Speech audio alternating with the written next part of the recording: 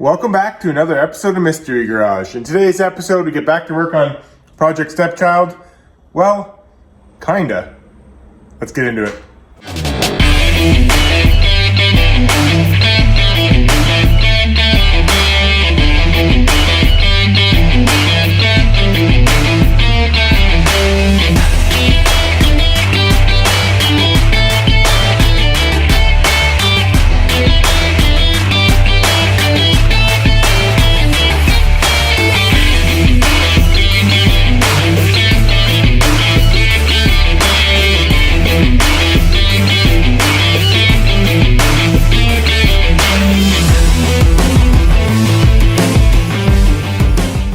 Alright, welcome back to another episode of Mystery Garage. Now today is a Wednesday episode, and that means every single Wednesday we get to work on Stepchild here.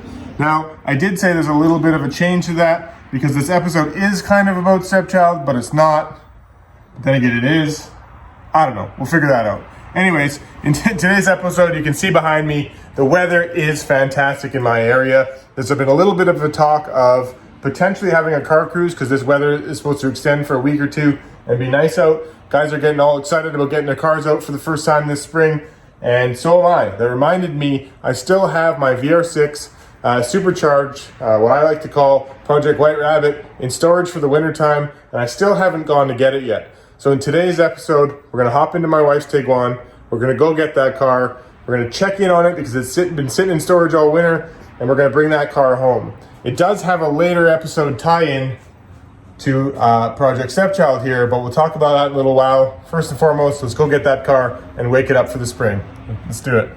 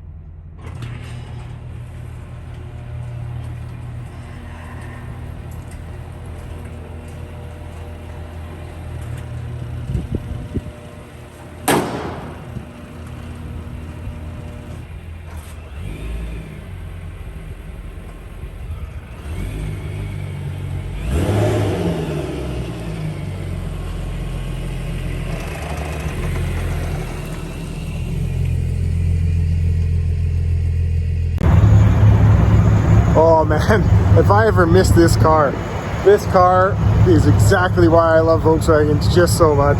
It's such a fun car to drive, and I can't wait till I get my new camera gear so I can show you guys in-car footage.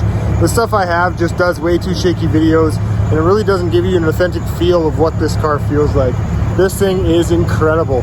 And you know, to go to show you the level of build, I dropped this car off in winter storage probably about 6 or 7 months ago, literally turned off the key, unplugged the battery, and walked away. You know, the startup I showed you in today's episode, the one you just watched, that's the first time I've ever turned the key in about 6 or 7 months, and it just fired right up, and it wants to live, it wants to breathe, and it wants to hit the road.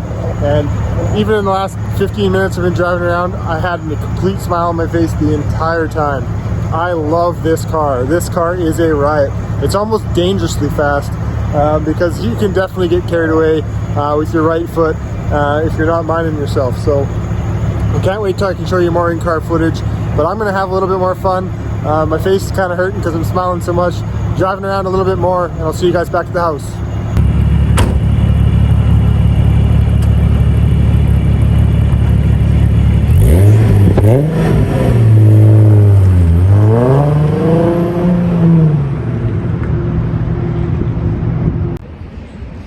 We have officially made it back to the shop. Man, is this thing so much fun to drive. It just pulls and pulls and pulls. It is such an incredible car. I love this thing so much. I've missed it, to be honest with you. But let me juggle some cars in the garage. We'll get this thing in the garage. We'll start talking about it real quick. All right, there you go. That's better. So why is the Mk1, the VR6 Mk1, back in the shop? Well, for a couple reasons. One being, by the time this episode airs, we'll only be a couple days away from this cruise, which means I need to get on making sure this car is all right. You know, like I said, I had this car parked for 6 or 7 months, and I just want to give it a full once over. I want to get up in the air, take the wheels off, inspect all the brakes, check for leaks, top up all the fluids, you know, give everything a major kind of walkthrough to make sure that I'm very happy with this car and it's ready for a long distance shakedown. Now, because the drive I just took it on was only about 20-25 minutes max, everything seemed to run real well. Cooling was great. You know, obviously before I fired it up, I checked fluids and that sort of thing, but everything does need a minor top up and again, just a quick walkthrough. So we're gonna do that in today's episode. I'm gonna go over the car real quick. For anybody who hasn't or isn't familiar with this car, go back in my older videos and look for the VR6 Mk1 content. You're gonna find 2 episodes where I do a complete walkthrough of this car and how I built it. And then I think it's 3 or 4 episodes of me putting the VF9 Supercharger on it. And then the final episode of that whole grouping is me taking this thing for a drive. I literally took it for a drive, got it ready for storage, and then parked it. So I haven't touched it really since I finished that VF9 charger upgrade and took it for a quick boot. So I am going to go over everything one more time, make sure I'm really happy with it, and probably get a little bit more driving time between now and then. Also, at the same cruise that's coming up, it's not a lot of cars, it's a few early cars, so it should be some good footage. I hope to also take you guys with us if I can. I hope my new camera gear will be here by then, but if it's not, I'll figure out some way to make it work. Might be a little bit shaky, but at least I'll bring you with you, or bring you with me. But at that same cruise, I hope to release the Mk2 build that we've been doing back to Dave on that trip. I hope for him to take the car with us on the cruise, and then from there, take the car home after that. So I think he's super stoked on it. I need to get the car done in time, so we've got a lot of work to do between now and then. So that's kind of why we interrupted regular programming to bring in this car when we normally work on Project Stepchild. However, there is a correlation to this, these 2 cars later on in today's episode, which I'll discuss, and we'll kind of go through all that when the time comes. But for now, let's just get this car up in the air, take the wheels off, and start looking and talking about what we see. I came from the mud, there's dirt on my hands, strong like a tree, there's roots where I stand. Oh, I've been running from the law, hope they won't shoot me down soon.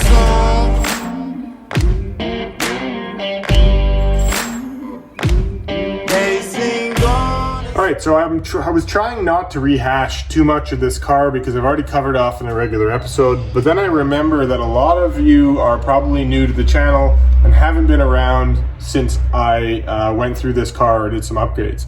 If you haven't, again, highly recommend you go check out those episodes, just get familiar with the car, but I will do a very quick walkthrough right now just to kind of give you the gist of it if you haven't gone back. So let's do that real quick. All right, so this is my 1981 or 1982, I forget.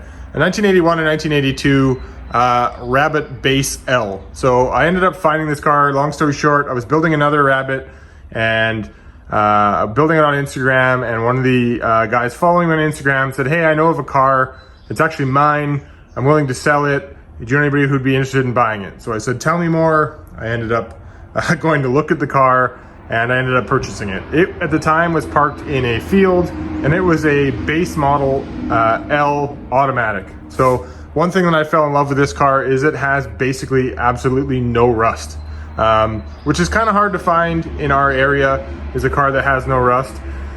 And so what I did is I ended up selling off the other car I was building and turning this into the foundation for my VR6 project, which was the goal for the previous car that I ended up selling off, was to make that one a VR6. So I decided to make this one the VR6 car and then sold off the other one. I subsequently ended up buying it back, and that's the green car I've showed you in some parts of this channel. But anyway, so I started off with this car, ended up gutting it, got rid of actually the beams, the brakes, obviously the automatic transmission went, the shifter linkage, all that sort of stuff went, original engine went, everything went, and I dropped in a VR6. So this is a AAA 2.8 liter VR6 out of a 1998 Jetta VR6. I ended up taking the engine and the transmission out of the same car. I actually used a lot of the parts from that car to donate to this program. So the engine, the bottom end is all factory. I think it had like 195,000 kilometers on it when I first got it, something like that. Ended up dropping the whole powertrain right into this car. I didn't really do a lot of bottom end upgrades or even top end upgrades. The chains didn't slap. They had recently got redone. So I decided, okay, I was just gonna throw this engine in, get it running and driving, and then start working on it, meaning modifying the engine. So in the meantime, while building this car, I actually went and purchased another long block, which I intend to use in a future episode when we build this up, to swap out this engine with that one after that one is built. Anyway, I got carried away with this build and ended up supercharging it, which you guys can see in other episodes. This car has the O2A transmission, but it's got an O2J shift tower. It's got cable shift, hydraulic clutch, which I went through all of that in previous episodes, so go back and look for it for all the details on it.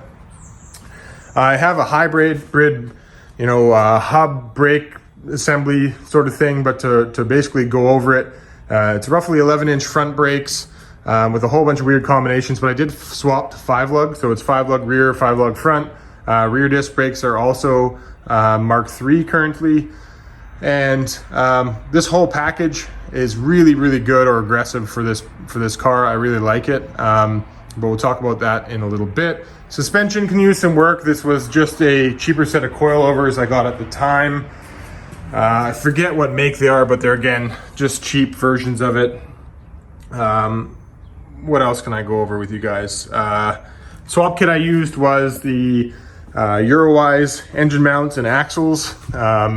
Radiator, which I get a lot of questions about often, is a 16 valve Passat rad with electric fans on it. I actually flipped the rad upside down, so that's why you can see the temperature sensor is up top in the corner. So since it's up in the corner and could be in a situation where it would cavitate and be in air possibly, I wired in a completely separate control for my fans, which is on a thermostat regulator that allows me to adjust the temperature in this car. This car cools really, really well. I've actually never had an issue of it getting too hot, no matter how much I pound on it. You can see I also got the Eurowise coolant bottle delete set up and everything. Just to clean it up, I ran the VR6 bracket.com coil pack setup, which is MSD. That cleans up the ignition system a little bit, as well as prevents the original coil packs are prone to cracking and that sort of thing. So this gets rid of all that particular issue. Supercharger is a recently rebuilt Vortec VF9 kit from VF Engineering. I bought it secondhand off a guy who had it on his Mark II, who recently rebuilt it and then sold it to me. We actually traded for it. I then kind of went through the whole package, pick and chose what I wanted to use, and cleaned up a lot of the package that I bought from him, which you guys can see in the episode where I install all this stuff. This car is not a looker. Let's get that straight. I never built this car to be any kind of show queen. It's actually quite the opposite. I built it to be a sleeper. That's why it has Mark IV Steelies on it. The idea is to make the car unassuming. The only thing that kind of gives it away that it's slightly modified is underneath I have the GTI Valence with a Mark III VR6 lower lip on it. Now you can see that I have some drift stitching on there. I smucked it real bad last year and broke it on both sides. So eventually I will replace that. These Euro bumpers are pretty much trash. They don't have signals in it because this is a Westy front end, or the later version. You don't get into Westy argument about these cars, but this is a US spec car, so it's got the corner markers, so I didn't seem to see fit to have dual markers in the front. Didn't really make sense to me, so currently I have them out. Other than that, modification body-wise, it has nothing modified. Euro bumpers front and back, that's it. Exhaust system is a 2.5-inch exhaust system with a header that I actually fabricated myself. So it's a turn-off of a Mark III unit that I've modded to go underneath my steering rack. I've deleted the steering rack of all the old shifter linkage and that sort of stuff. Booster, oh man, what did I use for booster? I think this is a Mark III setup. Yes, it is. It's a Mark III non-ABS. And then I used I believe it's a Mark III, I forget. Anyway, I don't want to start quoting everything. If you guys have any questions, I'll look into it later. Just message me or what have you. You can see everything that's kind of set up here. We got into the exhaust down below. You can see there, so I got the header. It goes into, again, I did a flex just like I did on that Mark II I had in the shop last week, just because it was kind of necessary with the setup. Header and then the TT exhaust, which had no flex in it at all. You do need somewhere to take that expansion and vibration. Again, 2.5-inch exhaust all the way back to the rear box, and then pokes out right here. Awesome exhaust. This car definitely has all the Wookiee sounds that you'd be wanting out of a VR6. Plus the supercharger whine is pretty cool. Again, you'll see a lot of that, or you can hear a lot of that in the episode where I take this car for a rip. However, I do apologize. The filming content or quality of that video actually scared me away from making videos in the meantime until I get better equipment, just because the shots and the angles, I'm not really that proud of it. So I do have some new gear on order to hopefully improve the in-car content when we get this car out on the road more often. Actually, every car in my fleet, and hopefully make some more on-road content videos. What else? The car itself has Recaro fronts, and these are Mark II GTX Recaros, the power ones. I have modified the bases a bit to fit in this Mark 1. You gotta flip them.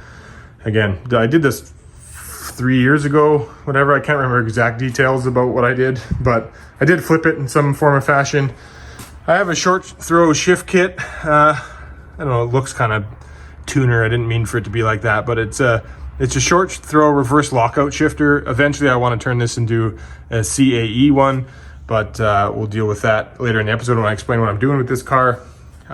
Because it was an automatic, has an original clock and speedometer, which the speedometer I didn't hook up. So only gauge I have working is my temperature gauge.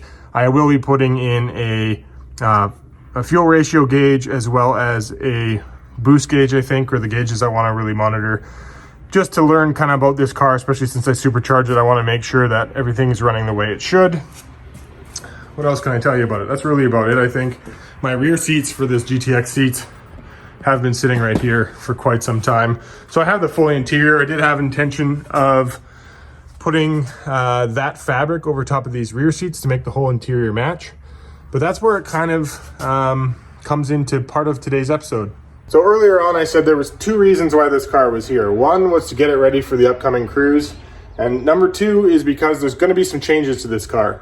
And it's something I've wanted to do for a long time. And just before I put this car away for storage, I discussed it in one of my videos. This car was built to perform. It wasn't built to look pretty.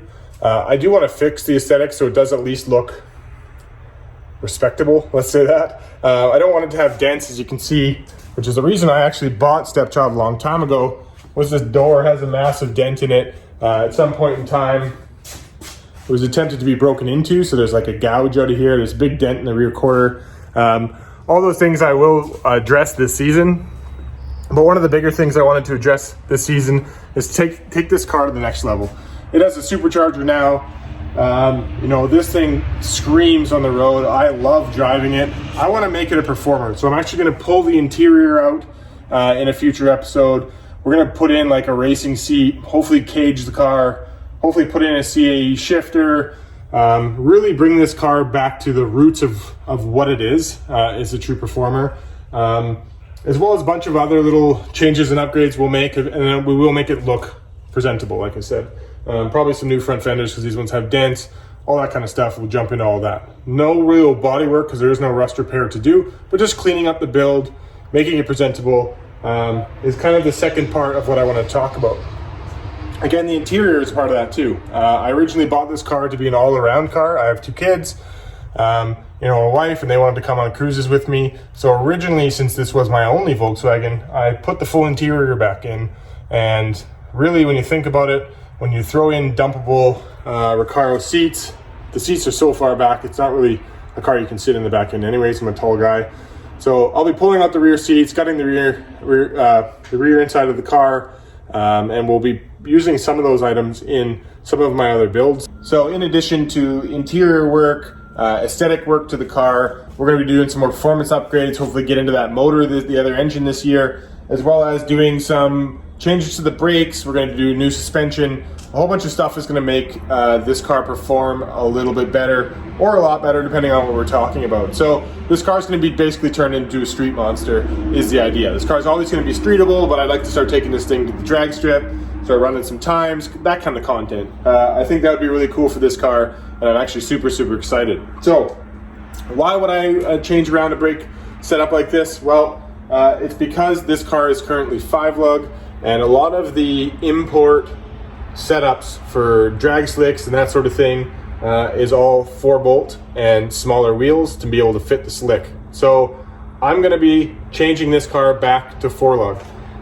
That being said, this whole brake swap setup, because we're at the stage to start talking about brakes for Stepchild, I'm going to be porting all of this setup, brakes, front, rear, even the beam, everything over to Stepchild. All what you see on this car will be used on Stepchild because I love this program. It's a great set of brakes. We may upgrade it, that sort of thing, and move it all over to Stepchild. The reason why is because I've got these BBS RSs built, which are actually 5x114.3, and I still got to build the other ones, but they will be going on Stepchild, which is part of my program with building this car, and this is where it all relates. It's a lot easier to find more variation of adapter sizes to adapt on those wheels to 5x100 hubs than it is from 4x100 to 5x114. So if that makes any sense for anybody, yes, I could have them re-drilled and stuff, filled and re-drilled. However, the face disc depth does not really work for what I want the setup to be, so I'd have to run a spacer anyways. So I'm just going to run some adapters. Now, the thickness of adapters from the current 4x100 to 5x114 is just too thick. Sometimes it comes as a 2-piece adapter, just a hideously gross setup.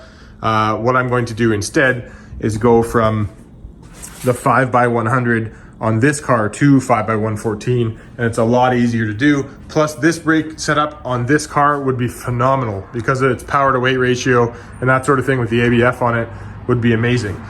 So if I'm taking this brake setup and putting it on that car, what am I doing with the brake setup on this one? Well, I'm going to lean on momentum, I think, to come up with a brake package for me for this car. Because it is a performer and it's meant to be super aggressive and somewhat track ready, I'm going to build, something crazy with this brake setup. I kind of think that everything I'm going to do with this car, to be honest with you, is going to be the crazier side of things, the more performance driven side of things, whereas this car would be a little bit more show, a little bit more reasonably driven on the street, that kind of thing. This thing's going to be a hardcore street performer, so we're going to go that way. Brakes, engine, everything about it, interior, aesthetics, everything is going to be performance based. So without getting too much into that, let's get into the maintenance part of this episode so we can get this car on the next cruise, have some fun with it, and then we can go from there. So I'm actually going to end this episode out by getting to work on the maintenance. I can actually see a little bit of a drip underneath the car, so I'm going to have to take care of that leak. I'm going to top up all the fluids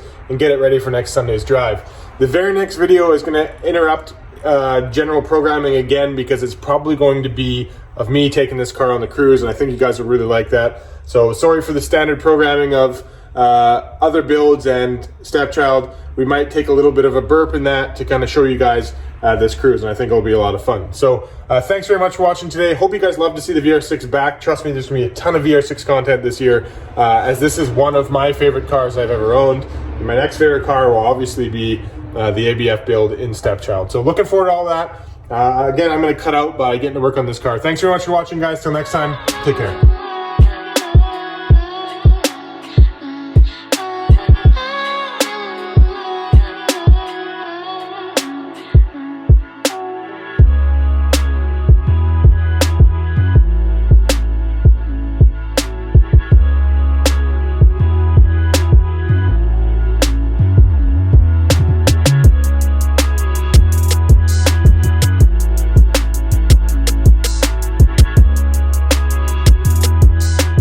It's all good. Thanks very much for watching. See you guys in a couple days.